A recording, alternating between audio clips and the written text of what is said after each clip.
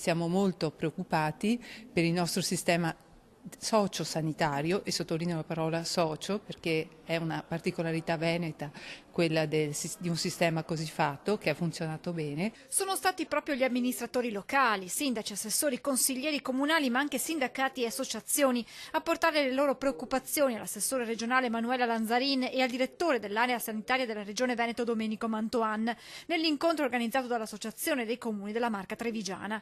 Il rischio che vengano modificati o vengano a mancare quei servizi territoriali finora garantiti alle fasce più fragili è ciò che in un momento di riforma del sistema sanitario veneto più preoccupa chi ogni giorno è a stretto contatto con i cittadini. Se vogliamo che ci sia meno gente che passa e che sta in ospedale, il servizio deve essere dato dove sta, cioè a casa o comunque vicino a casa, e su questo punto magari è quello nel quale ci può essere più difficoltà a dare bene, a rispondere efficacemente a quello di cui le persone hanno bisogno. Che non sia l'attenzione solo concentrata sullo spendere meno, perché se lo spendere meno in qualche modo compromette il servizio, questo ci preoccupa. E nel sistema, avverte Maria Rosa Barazza, si sentono già i primi scricchiolii. Tutto legato alle risorse ovviamente, quindi è ovvio che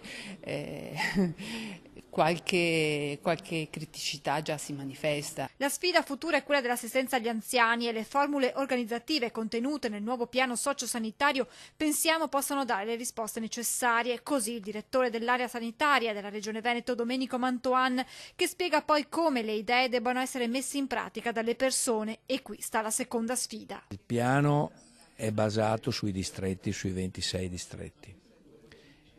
Abbiamo dato enormi competenze e responsabilità ai distretti, dobbiamo trovare le persone giuste che vadano a dirigere i distretti. E a proposito di assistenza sul territorio, tra le osservazioni portate durante l'incontro, quella di chi chiedeva a che punto fosse il progetto della medicina di gruppo integrata.